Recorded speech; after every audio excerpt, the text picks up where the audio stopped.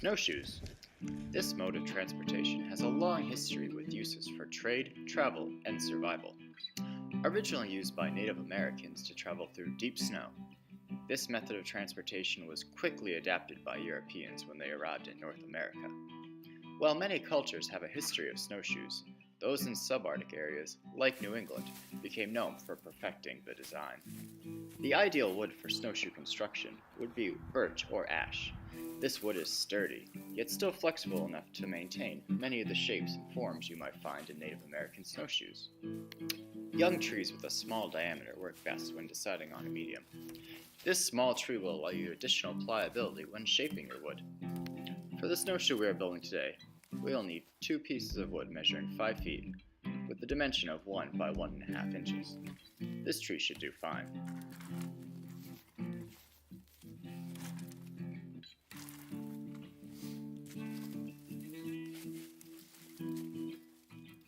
To make it easier on ourselves and prepare the wood for the snowshoes, we'll cut off any additional branches or wood that doesn't meet the dimensions.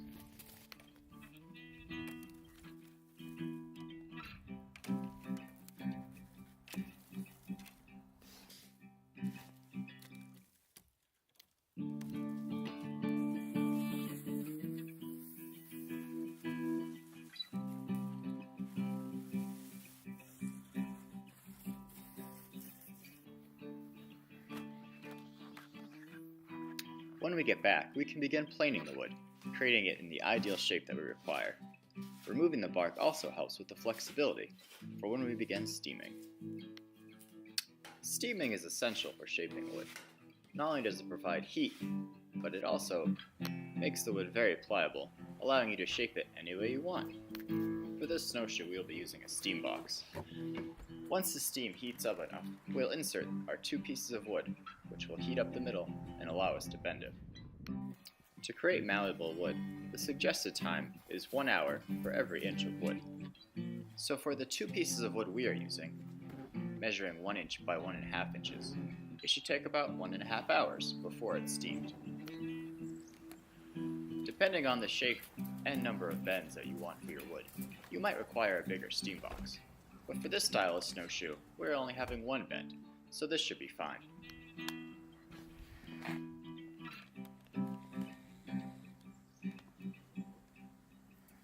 After steaming our wood for 90 minutes, it's time to take it out and get ready to put it in the mold.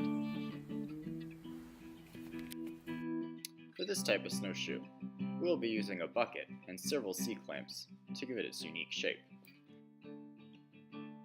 It's important to shape the wood as soon as possible after removing it from the steam box.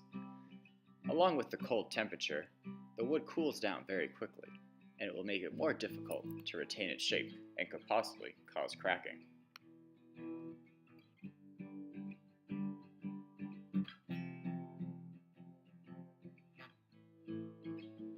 Once shaped, you should leave the wood like that as long as possible. For this snowshoe, we will leave it for 2 weeks. This will allow the wood to become accustomed to the changes and result in less stress. Snowshoes have changed much since their original design, not only the materials, but their uses as well.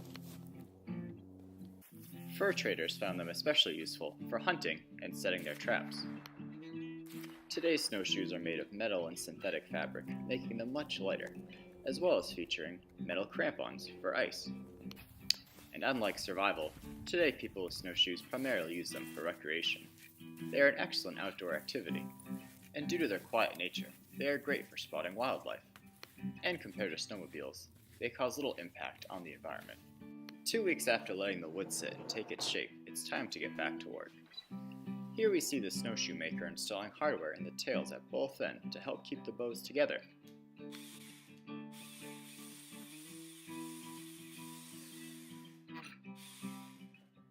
Along with the screws, the leather straps we use later will help keep the wood from separating.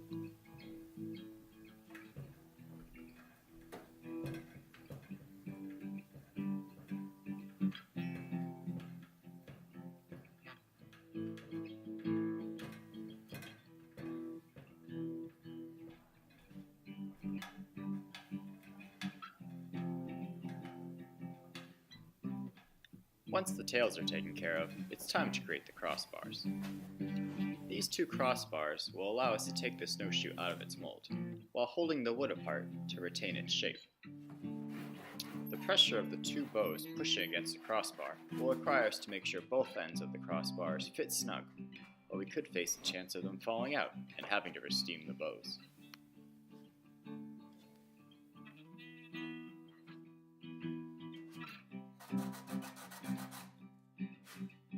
With the crossbar securely in place, we can begin our final step of using leather to create a webbing across the snowshoe. The webbing of a snowshoe serves multiple purposes. It helps with the weight distribution walking across the deep snow, helps hold together and maintain the shape of the snowshoe. Many Native Americans and snowshoe makers will also use certain patterns or designs to identify the snowshoe as their own work, much like a signature.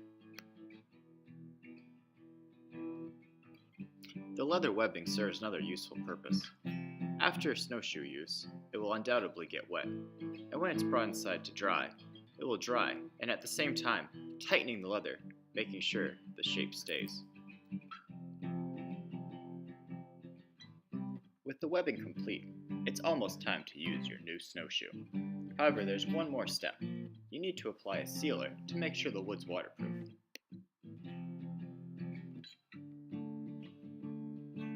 Due to the porous nature of the wood and the leather used, you will have to apply multiple coats before it really sinks in.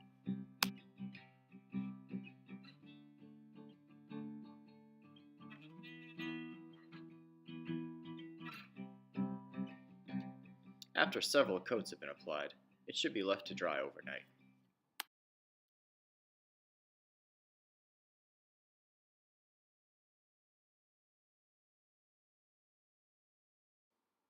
The next day after letting it dry, you'll find you have your very own Ojibwa snowshoe. The Ojibwa tribe is located west and north of the Great Lakes, which explains the long shape of this snowshoe, making it perfect for walking across the plains in snowy weather.